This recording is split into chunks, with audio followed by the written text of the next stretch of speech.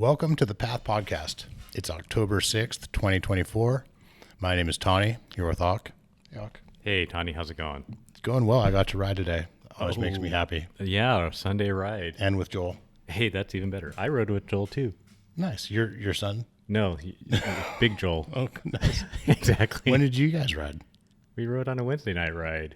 Oh, right. We all rode together. That was fantastic. I guess I thought you meant more recently. Yeah, no, that was a very pleasant surprise. That was a great ride. That was a fantastic ride because we also had Andrew from Shimano on that ride. And he's going to come on the podcast, and that's going to be the best podcast ever. It is. So, yeah, you had a good day today. I had a really good day yesterday. Side note, I think Joel might be hooked on e-biking from that ride because that was his first e-bike ride. That was. Okay. Did you guys e-bike today? No. Oh, wow. No, we rode Laguna today on muscle bikes. It was really good. I think we did 1,700 feet of climbing, which it's not a ton, but it's solid. It's a solid for us, it was a solid day. Yeah. I did muscle bike riding yesterday morning, too. That's actually the start of a good day. The start of what was an excellent day. And then I saw game one of the National League Divisional Series, Dodgers versus Padres. I've never been to a Dodgers playoff game. Oh, okay. So I enjoy watching baseball, especially during the playoffs. I don't watch a lot of regular season baseball. The games are too long. I appreciate what they're doing to shorten the games. But, man, the playoff atmosphere is great. Fun times. Fun times, yeah. And, yeah, so the Dodgers got down by 3 in the first inning. And they came back and they got bound by 2, and then they came back, and yeah, it was a great game. Who won? The Dodgers did. Cool. Which made it even more fantastic. It was kind of a last minute thing. On Friday morning, one of my friends had mentioned, he's like, "Hey, man, the playoff tickets are semi-reasonable still." You know, and I was expecting them to be like just, you know, whatever, $500 and up. And I was able to find some semi-reasonably priced tickets. And so I just went with me and Karen and enjoyed the whole day up in Chavez Ravine. The place is cool. Dodger cool. Stadium. Yeah. So yeah, I was a little bit concerned that I wasn't going to have a voice today, but I think it's okay. You sound great. Yeah. Ready for podcasting. Yeah. So Joel crashed today. Got some blood on his arm. Oh, no. I think he's doing okay. Okay. What kind of, was it a high speed over the bars type of thing, or? So I think he did go over the bars on like a steep, junky section. Oh, yeah. You know, that on a different steep section, he got off and walked, and he crashed. He went over the bars walking. Oh, man. Yeah, there's some steep trails around. So that was, and then I led us into some Poison Oak. So I don't know, he'll probably still want to ride with me. We've been riding together a long time. A long time. I think he actually had a good day. I'm sure there's been worse rides. Well, there was the dog poop ride. Oh, yeah. He's been having a rough go. We were. Do you know about this? We were at Oaks with Andrew, and he went off the sidewalk, I think, to like give space to a walker or something, and went rear wheel right into some really juicy, like really sticky, lots of dog poop. So it got on his shorts like a lot, and no one knew. He didn't know. And he sat on his seat, and they got on his seat, and like by the time he noticed, it was a show. I think you know what kind of show I mean. Shoot, man. Wow. Oh, gosh. So, yeah, he took it like a champ, but needless to say, he wasn't too happy about it. I mean, that happens to me from time to time. It gets on the frame, and sometimes, you know, a little bit here, a little bit there. And even at that, I'm like, what do I do? Do I just throw these shorts away? He did finish the ride. He sorry dogged around in the dust until he...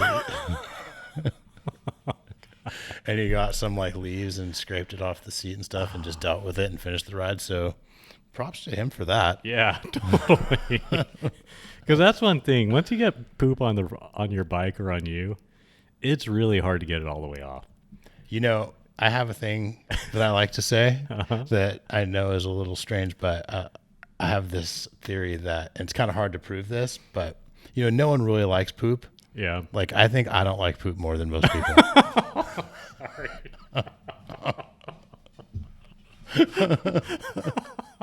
No, man, I don't like poop more than you don't like poop. I have this sniff test that I do. Yeah, I do have to sniff everything. Right. And especially if it happens in the middle of a ride. Because you're like, oh, man, if I can smell it on my glove, then for sure it's getting on everything that I touch. Right? Yeah. So, yeah, the sniff test. Oh, man, I'm sorry. That is, yeah. Apologies to Joel. Apologies to Joel. Hope his crash isn't too bad, and hope you guys didn't get poisoned. Well, I went home and did the dawn shower. All right. I think not everyone knows I think we've given this tip before on the podcast. Cold water and Dawn dish soap, really effective if you can do that within an hour or two of exposure to poison oak, or it really helps. It, like, most people who aren't too allergic will be able to get away with that. I feel like it's like almost as good as Technu, maybe better. I don't know. Right. A lot less expensive. Stay away from hot water. At first, just while you're like getting it off, because I guess the hot water can open up your pores and help it get in. Right. And maybe even like make it more easily spread. Right. Yeah. It's a double whammy.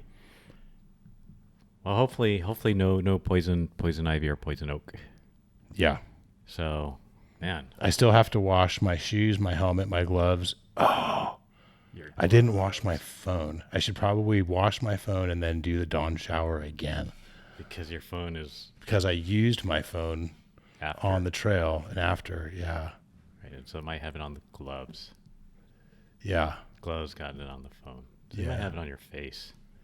Maybe well, I dawned my face. All right. So there's that. Do you ever hold your phone like this when you talk? Like a phone? Like a phone? Yeah. Really? I find myself rarely holding the phone like this. Hold it like a piece of pizza? Yeah. A piece of pizza on speaker or with my earbud. Uh-huh. Yeah. That's a thing. Holding it like a piece of pizza is a thing. That is. Like, I wonder if this is going to be the new when you pick up your phone. You know, sometimes the sound quality is so much better, like phone style. Especially if there's wind or anything. Right. The earbud. My Apple earbuds are incredibly unreliable for phone calls. I don't understand what it is, but the sound quality, it's probably because I beat them up, but the sound quality coming in is always great, but people can't seem to hear me real well sometimes when I have the Apple earbuds. That's interesting. That's interesting. Speaking of phones, before we hop on to other things, I think I got turned on to one of the best iPhone cases. You see this? That's the MagSafe charger. Nice. And it has this really strong, like, swivel. Yeah. That allows you to, it's a built-in stand. And it's a really low profile case. That's everything I ever wanted. Beautiful. And you can use that stand also as like almost like a pop-it where you can hold it by that too, probably. You could if you wanted to. Yep. But, pretty slick. Yeah. And yeah, the MagSafe thing is awesome. Want to see my phone case? Sure. Let me see your, oh yeah. I'm doing no phone case right now. I'm kind of thinking about that too. Do you have Apple Care? Yes. I'm thinking. So that's it. The Apple Care is cheaper than phone cases if you buy one every year or two. Yeah. The good one. And you know, I intentionally broke a phone once. Okay. How do you feel about yourself? What's that? How do you feel about yourself? Well, I feel pretty good. Okay. It was much more difficult than I thought it was going to be. Oh, to intentionally break a phone. So I dropped it onto concrete with no case from like this high, and it didn't break. And then I smacked it into the corner of a concrete planter and it didn't break. and I smacked it into the corner of a concrete planter harder, and it didn't break. Oh my gosh. How is it that sometimes you drop a phone just right, just on the face in the screen shatter? It's a really good question. I think it's the corner, like the right angle on the corner is kind and of it spiders across. Yeah, I think so. So yeah, Apple Care. I'm very tempted to do Apple Care because I just got a new phone, 16 Pro. The camera seems to have amazing potential, and I like the USB-C. Are you on a 16? 14. 14, yeah. So I just got off a 14 and has a USB-C charger instead of a lightning charger. Slick. So we recently moved Karen from an iPhone 8 to an iPhone 15 and jumped straight to the USB-C charger. And so it's a little bit difficult with two different chargers running around the house and in the car and what have you. So. Yeah. It's not for everyone, but because we buy a lot of electronics for this business, we have Best Buy Total Care or something, and it's like $150 or $200 a year or something. It's not. I think it's $150 a year maybe. Right.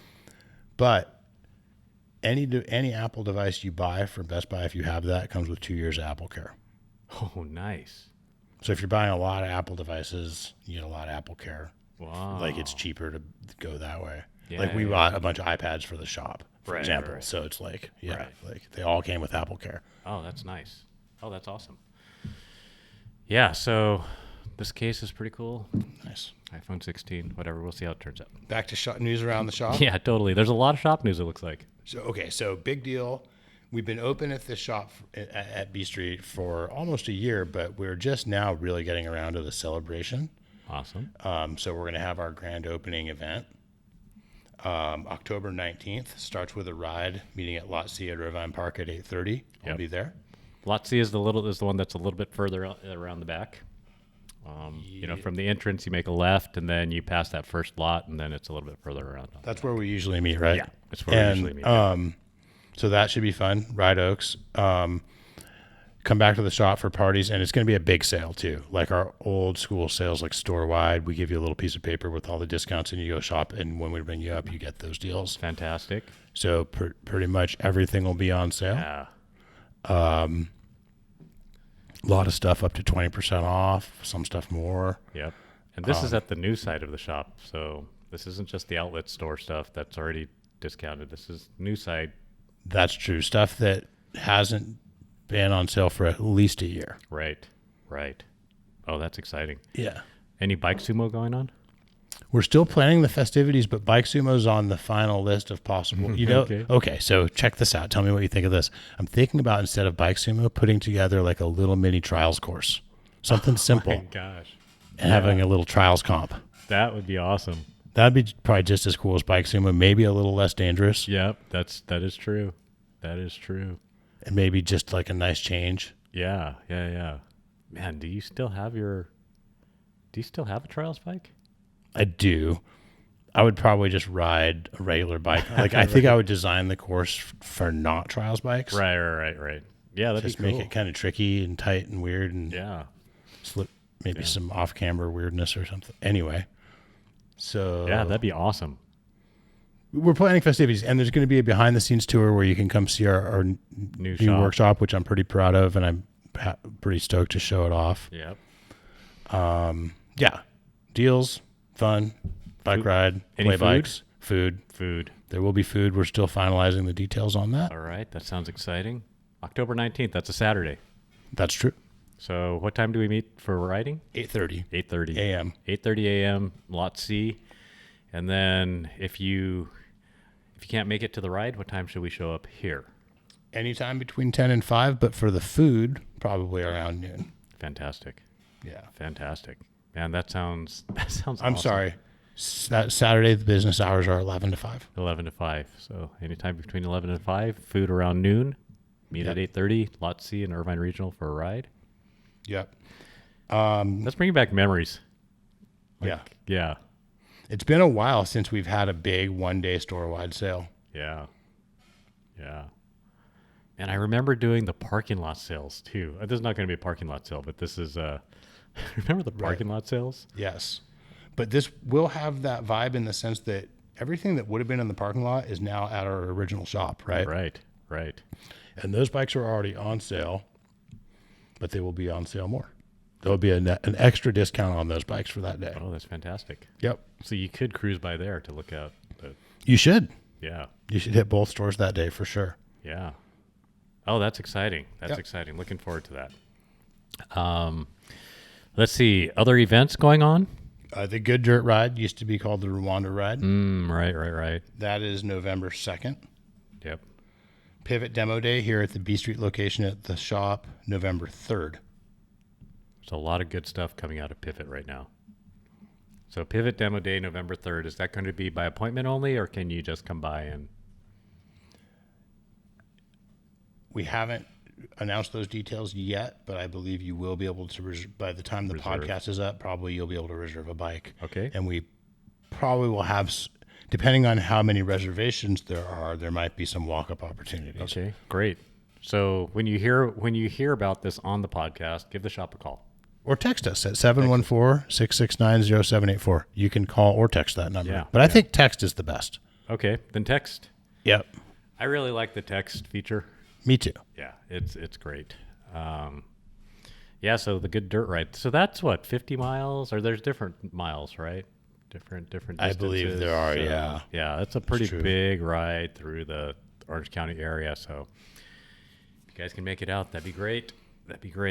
And then over the hump, November 9th, XC and dual slalom. Maybe we can get your dual slalom challenge with Mr. Jeff back up and running. That's true. I'm kind of tempted to join the fray on that one. Oh my gosh. Are we committing to it? What day is that, do you say? November 9th. I don't know if I can commit. I might have some conflicts I need to double check. I think we might have one more podcast before we commit to it. Could be a big showdown. It could be a three-way showdown. Oh man. Let me see. I'm trying to think. Yeah, I'd have to. Do you guys even race? Oh, that's great. That's pretty exciting. Man, the weather's probably going to be perfect. Yeah, that'll be great. And it'll be good too to be in a space where, hopefully it raises awareness about local national forest issues that we're facing, and bring the community out. That's going to be a little bit adjacent to that is like right up adjacent to the Cleveland National, where unfortunately I think it's going to be most of the Cleveland National is going to be closed down for a little bit. Yeah, although I keep hearing different rumors, so hopefully it's not as bad. I know a lot of it's going to be closed down for a while, but maybe we'll get the luge back. Maybe is Black Star open? I think Black Star's open. I think Black Star is open. All the forest, like Maple Springs and Harding are for sure probably closed for I'm guessing for a long time. Holy Gym, Trabuco. Yeah, probably for, I guess probably at least, sad to say, probably at least a year. Yeah. So, come out and, you can at least be near the National Forest. That'd be great. What other... all kinds of cool bikes coming into the shop. I got a little more shop notes. Okay, let's keep going on the... I would encourage people to send in a resume for our podcast producer and content creator position. Okay, great. I would also encourage people to send in a resume for a sales customer service position. This is also stocking and cashiering and general being a bike shop front of the house person. This person needs to be able to work Thursday, Friday, and Saturday. Okay.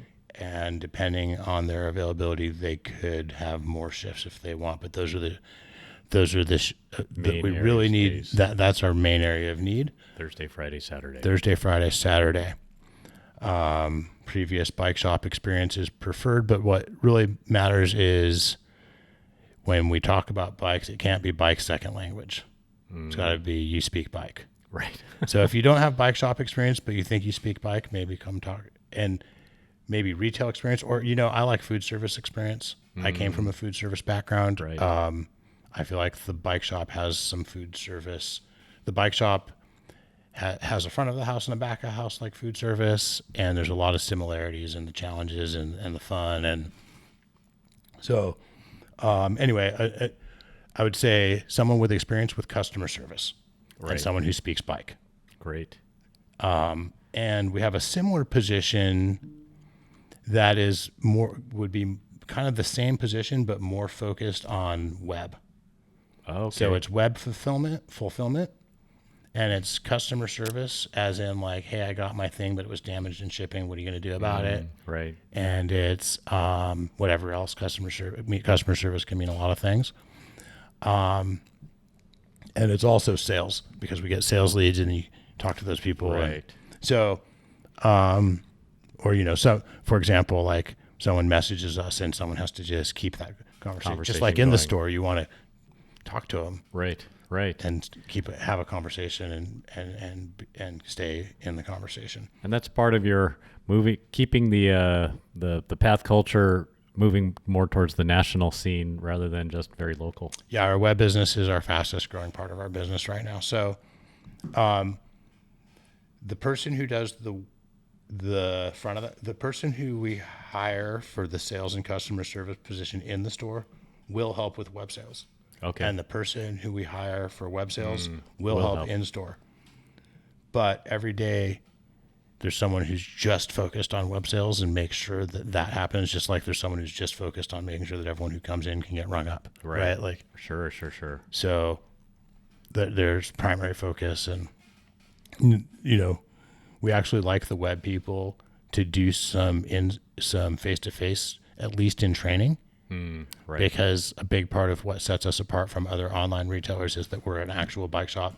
And when you've seen whatever concern the rider has, when you've actually seen it face to face a bunch of times, it's a lot more fluid. Right. And so, yeah, 3 positions. All of them are fully paid health insurance if you're at 30 hours or more after 90 days, and there's a 401k, and these are like jobs. Yeah.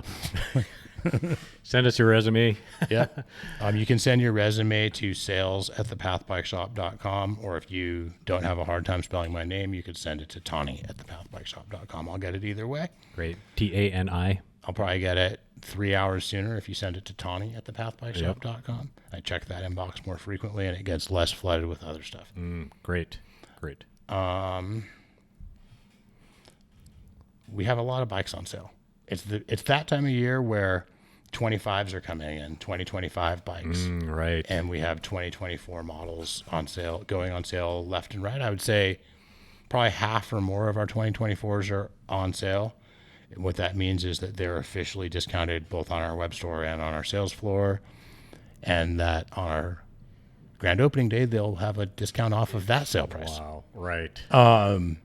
And if you hear this podcast before the grand opening and want that deal, probably give it to you in most cases. Yeah. And if you bought your bike 2 days before the sale and feel bad, we'll probably give it to you too. Like, right. Exactly. So, yeah. I see when I walked into the shop, a couple of flyers. I think Santa Cruz. You've got all kinds of different brands on sale right now. Yes, I would say we just put a bunch of Orbeas on sale. Orbea, yeah. Every 2024 Santa Cruz is now officially on sale, except for Heckler SL, which we're almost out of. Right.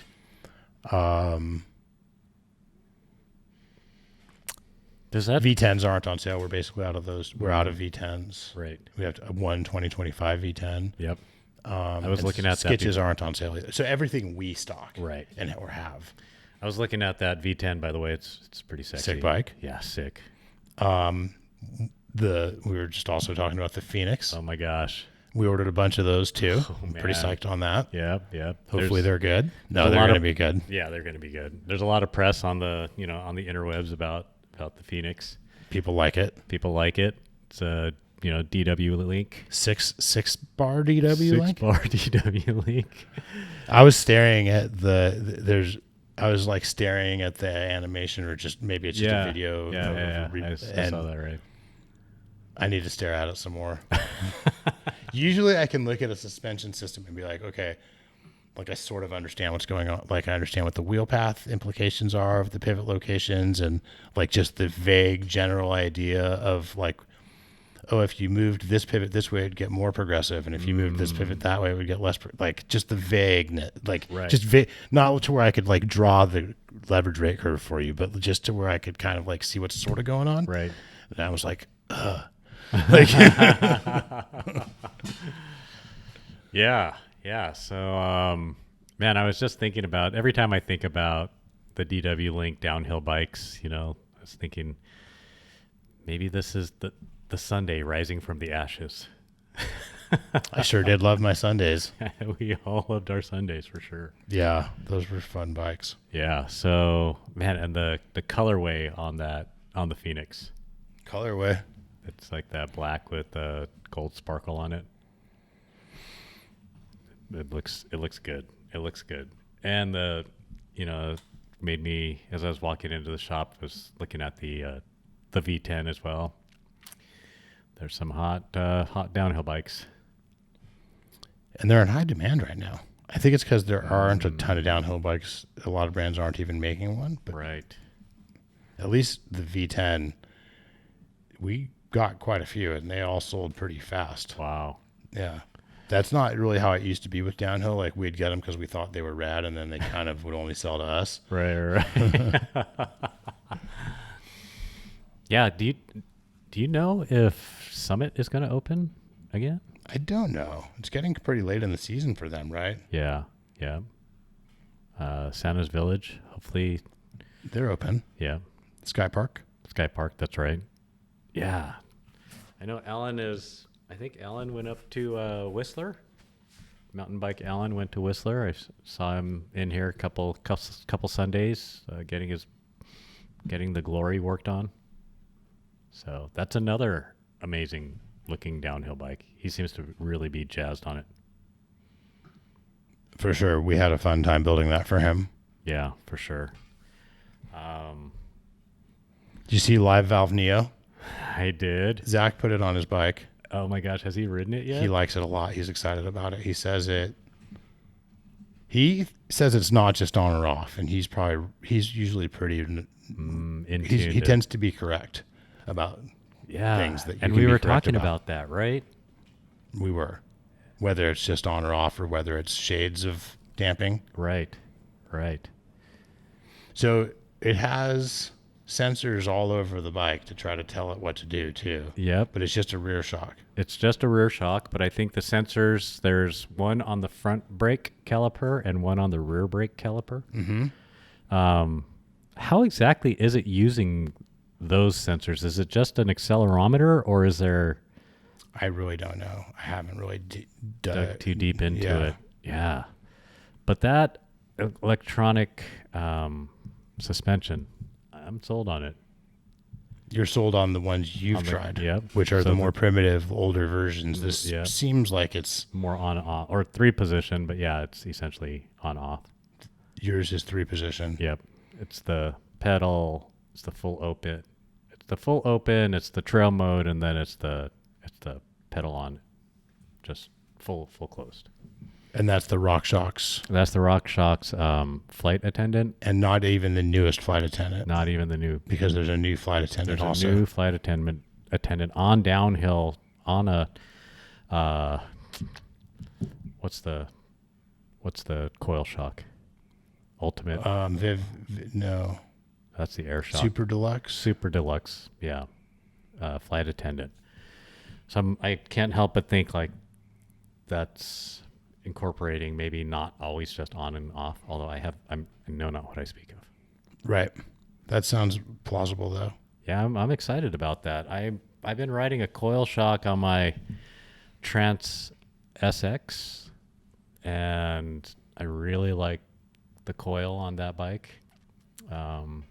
Which coil shock are you running? I'm running a DHX2. Nice. So have you run an air shock on it as well? I have not. Okay. Only run it with the coil. So, but I am, man, that Neo valve is looking very interesting.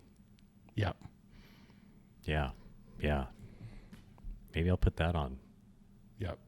I'm tempted to try some I'm tempted to try the new Live Valve Neo Shock. Yeah, for sure. But I think, yeah, tempted. But I've got so many things I'm playing with right now. I can't add any more to the mix right now. Right. Okay, so I was riding my 155 cranks while we were talking about the Trance. Although we could maybe we'll come back to it. More insight on short cranks. Tell us. Okay. So again, I've just been too lazy to move the 150s onto the Trance SX. They're still on my SE, but I am running 155s, and I rode Saturday morning in Laguna, and I got about 1,800 feet of climbing, so similar ride to yours. I went up Willow, and then down, and then climbed back up. I climbed Old Emerald, and you know how, okay, so the two climbs on Willow, you know how you're in the first third, it kind of pitches a little steep and then it levels out, and then the big steep pitch.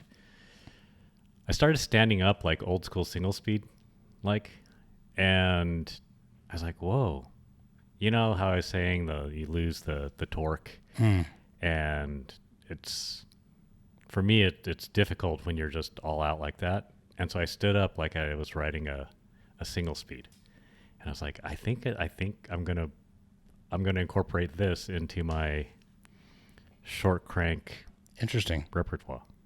And so then when I was riding up Old Emerald, Emily walked a significant part of it, but on the steep sections I put that into play again. I was like, oh yeah, because remember how you could pedal standing up for a really long way when you're single speeding? Yeah. I don't do that anymore. Mm-hmm. Right. But when I was pedaling standing up, I was like, oh yeah, I could see incorporating this with. Interesting. I've really been enjoying climbing on the 150s lately. Okay. Like as I get more and more used to it, I actually like how they climb, I think. Oh, right. Did you downsize your chainring to? Not yet. So are you at 30 or 32? So I do spend a lot of time in gear one. Yeah. The 30 or 30? It's a 32. It's a 32. Pretty sure. I should double check. It might be a 30. I thought mine was a 32, and it is actually a 30, so. It's probably a 30. Maybe. Yeah. So anyways, standing up like single speed, I think I might start pedaling more like that. It made me think about the Neo Live Valve too, because I think it would close the compression, low speed compression, and which would be helpful in that. Are you detecting a difference on the descent between the 150s and the 155s right now? I have not. Have you gone back to the 150s again yet? So I'll have to check. A/B testing, none of that. Cool. So I rode the new Santa Cruz Vala. Oh man, okay. I was interested enough in that bike to squeeze it into my schedule in such a way that I drove up to Santa Cruz. I left Tustin around 10:30 on Tuesday. Okay. Got to Santa Cruz around 4:30. Right. Got up in the morning, went and rode the Vala for like 3 or 4 hours. Right. Had lunch with the Santa Cruz crew and drove home. Oh my God. Oh man. And it's really not that bad of a drive. It's 6 hours or so. Right. I took the 101, which is chill compared to the 5. But the ratio of driving to time there it's a low ratio. You have to think though, I ordered like $250,000 worth of these things. Oh, so it's a good thing you actually had to try it. I wanted to check it out. Did that because it's not. Did you order before you rode it or after? Before, but I had it. I rode them before the cancellation date. Oh, nice. And I didn't cancel any. In fact, I added to the order. Oh my gosh. Yeah. Man, that again, there's a lot of press out there, so people can find it online. That is a good looking bike.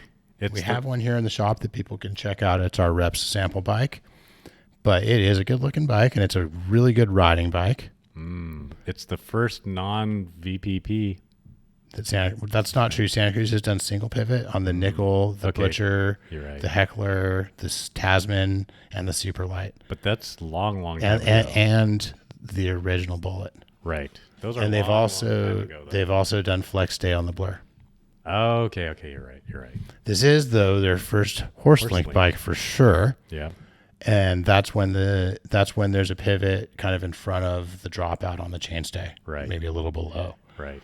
And this is also maybe their first rocker arm bike with a vertical shock. Yeah. A lot of people really zero in on the question of like, is it good to have the shock mounted horizontally or vertically? And I'm always like, that's not the first question that's not in the first 5 questions I'm asking about the suspension, just so you know. Right. Both are great. Both can be good, but I do, it looks like a Turner. It looks like an Ellsworth. It looks like a Kona. It looks like a Transition. Right. And to some people that might be disparaging when I say that. I think that's endearing. That's a compliment. It is a good thing overall. We have been selling bikes with that profile and that general pivot layout since about the year 2000 or so, maybe even sooner, 1999. Yeah. That's the same general suspension layout as say like any Ellsworth, the Turners back then. Yeah, the Turners. Every Turner. We sold a lot of those bikes and we were really into them until Turner got sued by Ellsworth. So riding it, first time on that new Bosch motor. I think it's called the Gen 5 or the Line version. I don't know how everyone's gonna settle in on a nomenclature to differentiate this one from the previous generation, but I think it's Gen 5 is probably the nomenclature. It's more like a Fazua in how the power is delivered. Okay. And what I mean by that is compared to any other motor, including the previous Bosch, which was really good on this. Yeah. It's got a very smooth power delivery. Yeah. Very smooth. And it feels good at lower cadences and higher cadences in and out of the saddle, which I don't feel that. I wouldn't say that about the previous generation Bosch. I would say it feels better than an EP8 in those ways. Right. Which the EP8 tended to be a little more cadence dependent in my experience. Sure. So this new Gen 5, it's really good. And it's full power, 85 newton meters. And I have it on pretty reliable sources that the rumor is true that it's going to get a software update to 100 newton meters. Oh my gosh. Wow. So I think that's a true rumor. I don't know when, but probably spring or summer, I'm thinking. Or maybe even late winter, but probably spring or summer. And it's compatible with the already released range extenders. Power More 250 watt hour range extenders. Yep. Which we have those in stock. I don't think a lot of people have those right now. But we should try putting it on to see if the shorter... the 150 cord is the right length. Yeah, the 150 is the longer one, but I think it comes with like an 80 or something like that. Yeah, those can have 2 different attachment cord lengths, and the ones we have the shorter length. Yep. They definitely fit pivot. Yep. They'll fit other stuff too. Yeah.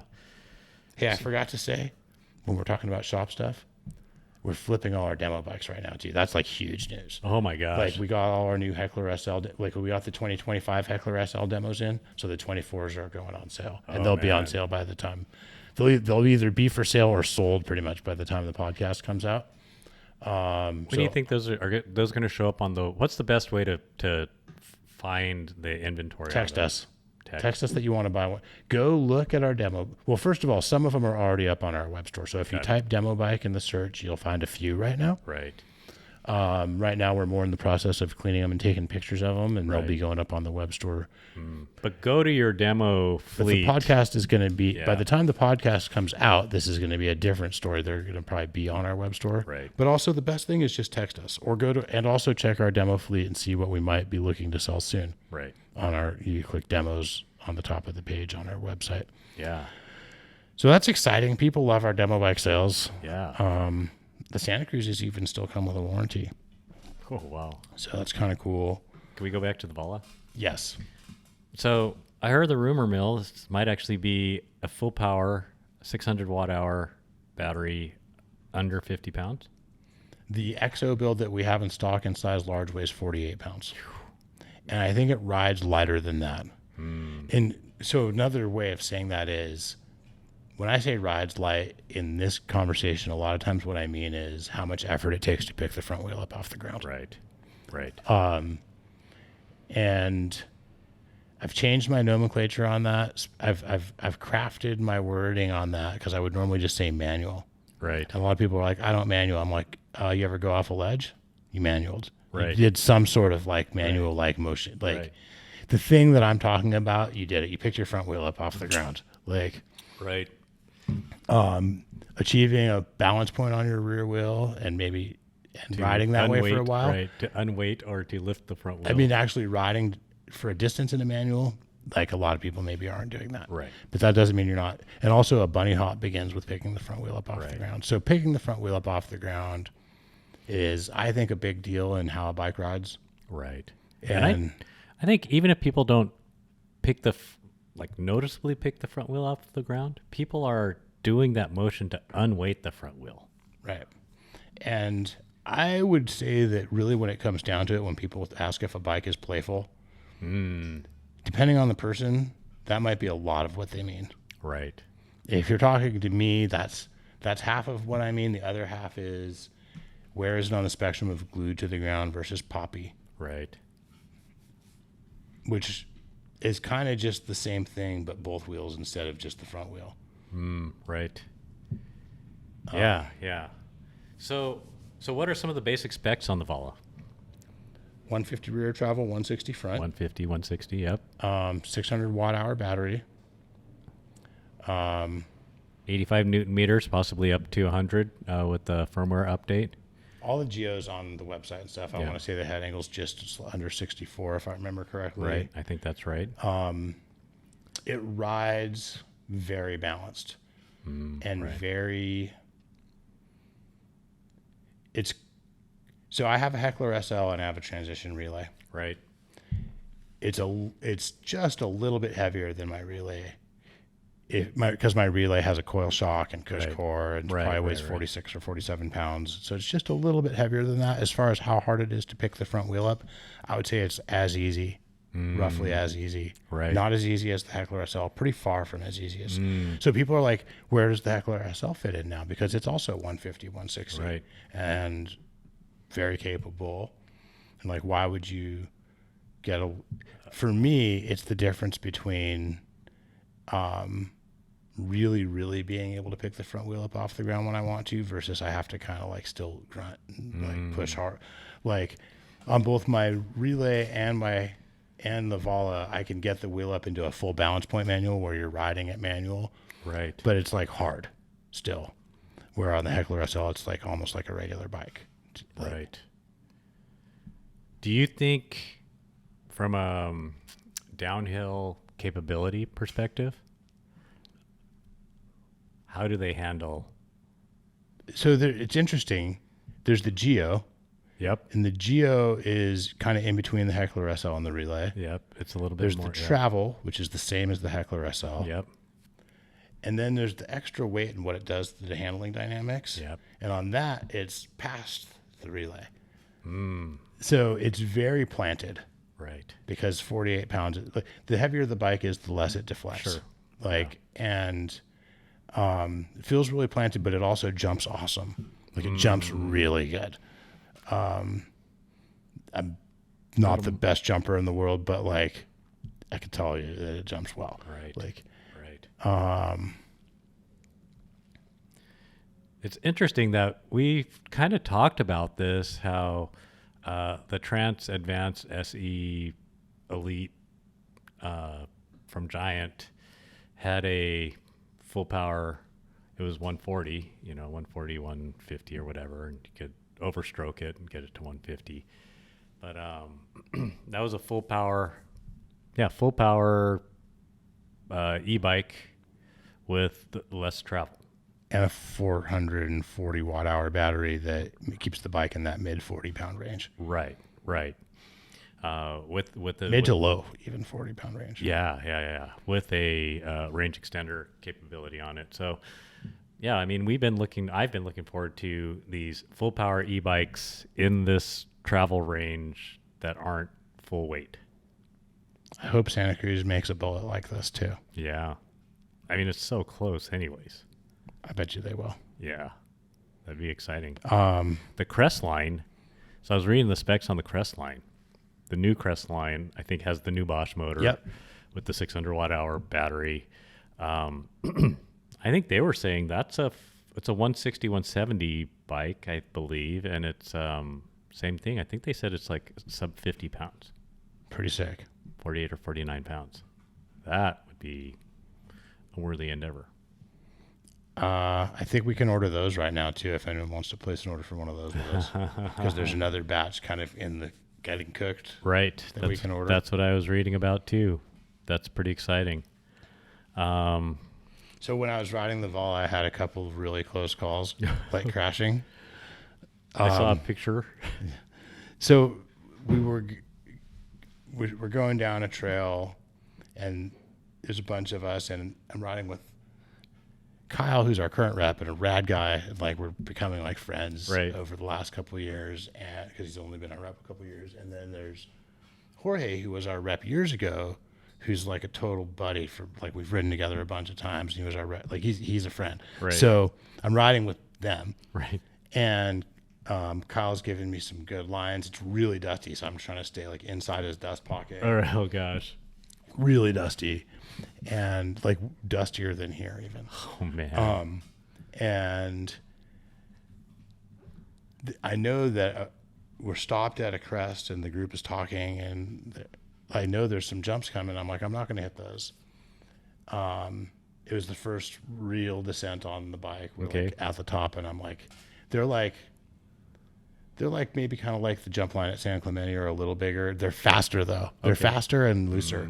And I was like, like they don't seem that hard, but I'm just not going to hit them right now on a strange bike. And I'm Sure. And in a big group, like that's always where it gets funny, right? Right. So I thought Jorge heard me, and he was behind me, and he didn't hear me. And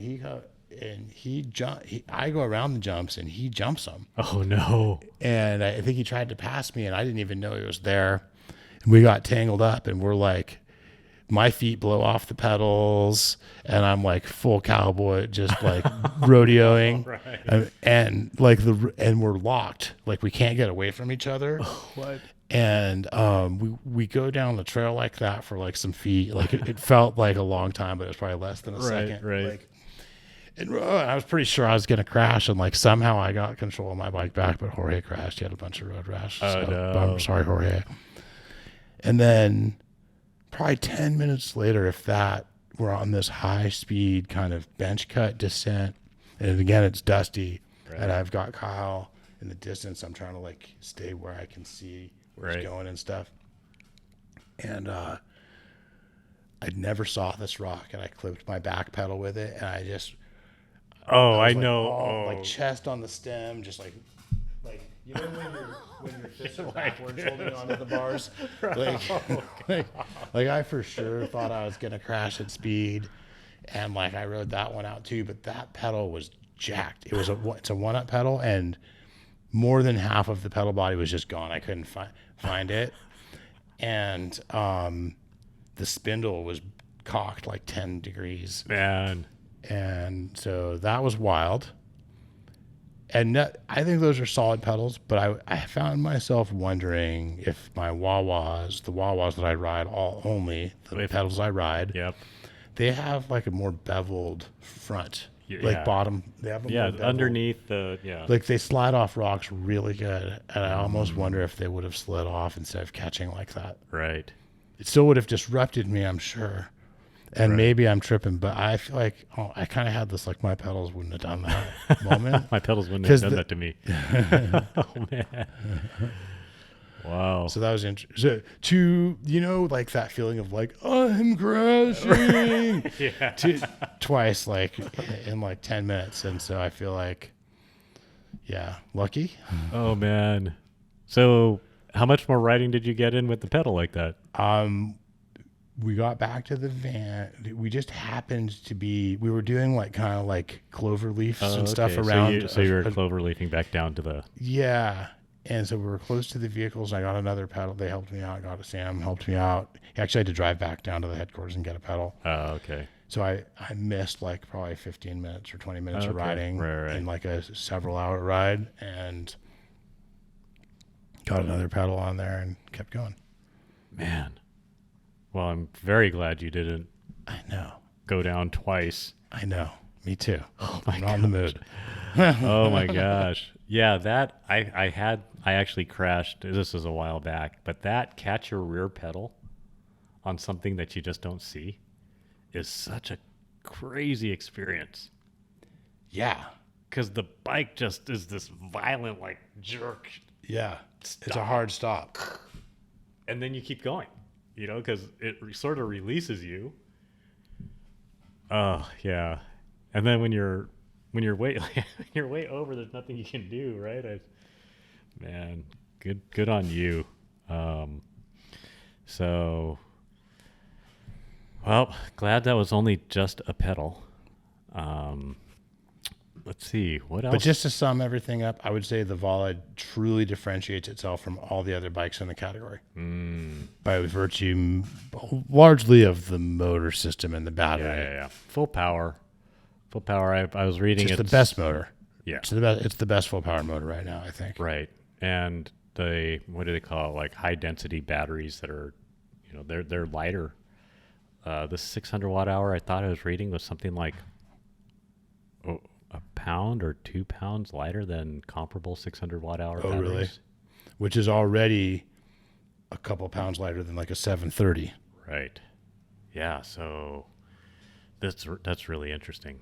And the leverage rate, it's interesting, you know, it's a 4-bar Horstlink now, but you still tune the leverage rate curves. Right. And it feels like a Santa Cruz. Oh, interesting. Overall. Right. Did they say there's certain suspension characteristics that are clearly different between the VPP and the Horstlink? And I would say this bike does have less brake interference with the rear suspension than the VPP bikes do. Right. Which is definitely, I think, a good thing overall. Yeah. So like, some of the people from Santa Cruz were even talking about like, man, that one section where you have to be on the brakes, you still carry so much speed. Like the suspension keeps working so good. And like, but you know how Santa Cruz bikes have a personality. Yep. It still feels like a Santa Cruz, which I think is a good thing. Right. For sure. And so I think I'm sure that was part of the brief on the design. Like, hey, make sure it feels like a Santa Cruz. Like, did they say why they went with the Horstlink? Is it the shape of the motor? Is the shape of the new motor? And the motor was fighting for space with the links and the shock and everything and the tunnel and right. Also, this design is kind of inherently lighter. Oh, I see. And way more seat tube insertion, way more, which for me is a huge deal. Yeah, because we have a hard time. Means you can get a lot of travel and get the seat all the way down. Right. You know, there's some grumbling on Pink Bike about this design being less expensive to manufacture. Probably is. Right. I think it I can't imagine it's that much less expensive to manufacture, if it even is. Right. You don't have to make a tunnel. Right. That's like nice probably for the production engineers and everyone, and just for how much it helps make it lighter. It's just like a little simpler. Right. So I think the main thing though is seat post insertion and space for the motor. And it's also interesting, right? Because VPP, Santa Cruz uses VPP. Yep. They bought that patent from Outland. They owned that suspension system. Right. Specialized had bought the patent for the Horstlink from Horst. Yep. Horst Leitner, I believe is how you pronounce his name. I think so. And so they had this intellectual property that really dictated the look and feel of their bikes in a lot of ways, right? And they defended it, and they couldn't use each other's, and no one else could use it, and it was theirs. And now the Horstlink is open. So is VPP. Oh wow, yeah. So I think I was thinking about this. I think part of the story is that with the VP, Horstlink's been past its expiration date for, I think, 3 or 4 years, maybe even longer. Right. Time goes by so fast. I remember when it happened. VPP, I think, only expired like a year or so ago. Oh, interesting. So we may not see, likely we may not see the crossover of the VPP. But it's interesting to me that Santa Cruz, I feel probably that if Santa Cruz still had a defendable intellectual property with the VPP, they might not have made a Horstlink. Oh, interesting. Yeah. It's just so nuanced and weird, but it kind of makes sense, right? Like, yeah, like defending your intellectual property, you're going to stay in and marketing it. Yeah, that's right. You're just going to stay in that. You're going to just, ours is better. Yeah. So I do think that I think this is a move forward, right? A move forward for the industry where you have everyone can just make the bike they want to make. Exactly. That fits the style. Exactly. Yeah. You know, and because this design is lighter, this just hit me like right now. You know what everyone keeps asking for is the original Tallboy updated with, and the way we've been talking about it in the shop is that it would go back to swinging from the top tube VPP with no tunnel because the tunnel makes it heavier. Yeah. The original Tallboys, we would build them up at like 24 to 26 pounds all the time, 28. And you could do parts. That with this. And yeah, maybe. And then you don't have oh my gosh. Instead of having a flex stay blur, you've got a Horstlink maybe you Tallboy. Keep the flex stay blur. Yeah. And you have a Horstlink Tallboy that's exactly it. You know, a 6-pound frame again. Yeah. Because you could do that. I think you could do a 6-pound frame again. That would be awesome. It would be pretty rad, right? Oh. And you know, as weird of a company as it was and as challenging as they were to work with sometimes, hats off to Ellsworth for recognizing the value of this general suspension layout and patenting it and and figuring out how to get a patent for it. Right. Way back at like the late 1990s. Yeah, the 1990s. I mean, you think about it, you could come full circle because like the Truth, that was a lightweight, capable cross-country bike capable at the time. People were more riding them. People used them as trail bikes until the id came out. Right. Because at first it was just the Truth. And back then there weren't a lot of bikes that felt plush when you pushed on them. Right. And if they did, a lot of times they had a bunch of pedal kickback. Right. Or like just weird characteristics. Right. And so the id, I mean, that was a lightweight trail bike. That was a 6-inch, almost 6-inch, all 5 mountain. 1/4. All mountain, right? You knew it was because it had a super slack 69-degree head angle. Oh man, 5 3/4 inches of travel, I think. Yeah, 5 1/4 inch. I remember demoing one of those at the demo day in Vegas and just being like blown away. And it was out of my pay grade. I couldn't afford a bike like that at the time. I was mostly still riding hardtails. Right. And I just remember riding it and drifting this turn under so much control in the gravel and just feeling the suspension moving and being like, what the heck? Like, yeah. The California, then the with moment. An id, or with a Romic, I mean. Yeah. Those Romic driven bikes were so good. Oh yeah. Man. And then the moment came out. That was the legitimate 6-inch travel version of that. And those were lightweight, very capable bikes. For sure. Yep. Man, that's exciting. It's a good time to ride bikes. It's always a good time to ride. So good. As far as the Vala goes, we're taking orders now. And get your order in. Like I think we have like 30 something of them on order, and I'm going to add to that order. Right. But like, I suspect we're not ever going to have a lot available to just buy off the floor for probably till spring. Right. At best. Can you ship them? Oh, yeah. We ship everything we sell, except for transition. So those of you who are across country. Free shipping. Free shipping. Man, you can get the orders in. We build it, set it up to your liking. If you like your brakes flipped around scooter style, we do that. Yeah. Set up your suspension for you, test ride it, take off the front wheel, handlebar, and pedals. box it up and send it to you, and we cover the shipping. And if you're out of California, in most cases, you won't pay sales tax. Wow. Yeah. That's it's almost like when new Harry Potter books were coming out, you could pre-order them. Yes.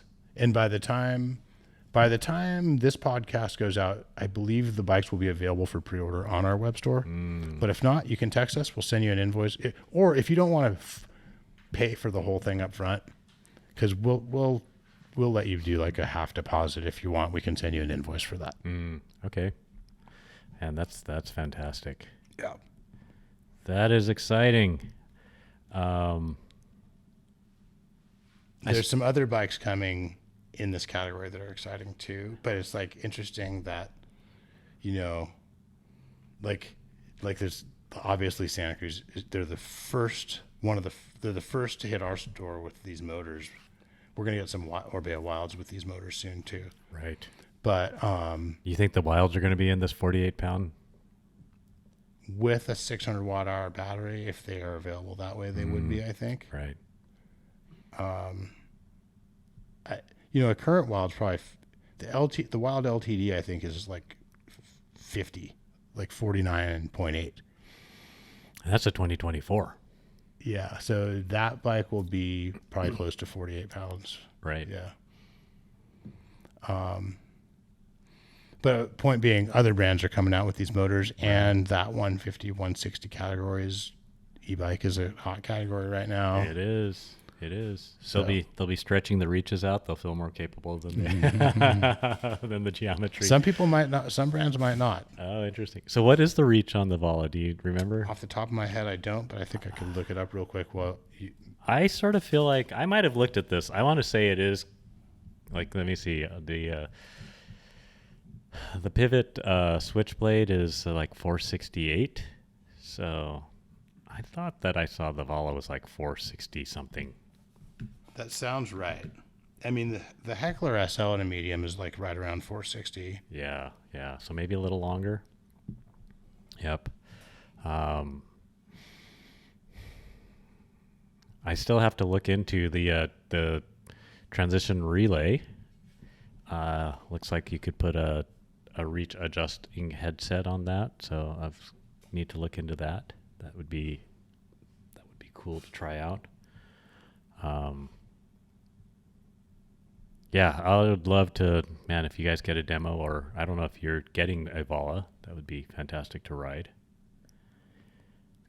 And the Vala XO build. So the medium Vala is 460 or 456, depending on setup. Right. I forgot to mention, it's got a flip chip at the seat stay rocker arm junction that adjusts bottom bracket height. Oh, interesting. It's got another flip chip at the bottom shock mount that adjusts bottom bracket height and progression rate curve. Oh, interesting. So you can mess with how the ramp up is. Like you can make it ramp up harder or more progressive or more linear. And you can adjust the bottom bracket height two ways. So there's low or low high. Right. And then there's high low or high. And then the second adjustment also changes how much the suspension ramps up. So maybe that's like if you're going to put a coil shock on it, you might make it put it in the more progressive setting. Yeah. That is, it's got Maven brakes on it, the XO build. And I rode Mavens for the first time on that bike also. What was they were that good. like? They were good. I wasn't disappointed. I didn't think about them much. They were very, very powerful. Modulation was decent. They were quiet. The bike is very quiet. Oh, it's a quiet bike. Cool. I didn't like them better than I would still go TRP, I think. Right. But I did like how I can get the levers closer to the bars on those than I can on the TRPs. Right. Which I liked. And were you riding 160 rotors? Kidding. I think they might have been a 180 in the back. Right. That's what I was thinking. Yeah, they talked about how they didn't spec as big a rotors with the Mavens than they would have with other brakes. I wonder if I could run a 180 with Mavens. I think you could. Yeah, I think you could. Yeah. But yeah, it's an interesting question. So speaking of Mavens, I was let's see, you've got some really cool bikes out on the floor right now. There's a Bullet that's got some code brakes. You've got the Relay that I believe has I put that Relay back. It had, as I was putting it back, I noticed it also has codes. The next build up has the TRPs. Right. And then the Vala that's out has the Mavens. And then you have this as well. You have the TRPs with the Freedom Coast levers. I want to get some Freedom Coast levers for my TRPs. And my thing is, like, this has a really, really nice bend here on the more, what do you call it? The end of the lever blade? Yeah, end of the lever blade. Have you ever had your finger slip off of a brake lever before? No. I have had my finger slip off the end of a brake lever before. Wow. See, and this will definitely keep your finger from slipping off the end of the lever. I think so. But because I have wimpy tiny hands, narrow hands, see, look, I've got to get this thing, and I ride with my hand. Yeah, I think that your narrative about your hands is really more about how far out that I ride. You always talk about this, how you have wimpy hands and narrow hands, but I think it's really more that you ride with your hands off the edge of the grips. So if you're hanging off the end of the grips, you're not going to run your brake levers as far in as if you put. That is very true. And like some people actually run their hands in the middle of the grips. Yeah, man, I wonder if I should start trying that. Where do you put your hand? I used to hang my hands off the end of the grips when I couldn't find bars that were wide enough. Oh, interesting. But now I'm more middle of the grip style. I feel like maybe towards the middle, or towards the outside of the middle, maybe. Maybe I'll try that. It'll be like taking another 5 millimeters off my bars. Right. Which I'm ready to try. But anyways, yeah, it would have the exact same ride outcome if you move your brake levers and hands in 5 millimeters, I think. And it would allow me to move the brake lever, the clamp in. Which is pretty shred signaling, I think. Is it? I have a hard time like getting them far enough out. I bet if you start paying attention to really shredded riders, you might notice that a lot of them have their levers pretty far in. Like not all. And you'll find, someone with lever clamps right up against the grip doing middle finger braking who shreds. Like, don't get me wrong. Like, I'm a true one finger. I actually ride with my index finger close to like on the very end of the brake. Yeah. Brake lever. Yeah. This would take a little getting used to, actually. I really like how the Freedom Coast levers, they're designed to actually engage more or less parallel to the bar and close to the bar. Yeah. Which is what I want. I want parallel to the bar and close to the bar to occur at the same time. Yep. Which a lot of brake levers, you kind of have to pick one. Right. So that's one of the things I really like about these Freedom Coast levers. Yep. All right, I'm going to try. Move my hand off the edge. Don't hang off the edge of the bar. Yeah. How much more time do we have? We got a long list, but we can bump stuff to the next show. I know. I think that might be a podcast. Cool. Thanks, Auk. Thanks, Jake. Thank you to all of our listeners. Huge thanks to everyone who supports The Path, and huge thanks to the crew here at The Path, we are the lifeblood of The Path. Yeah. Thank you so much. Let's all remember to love the bikes we ride.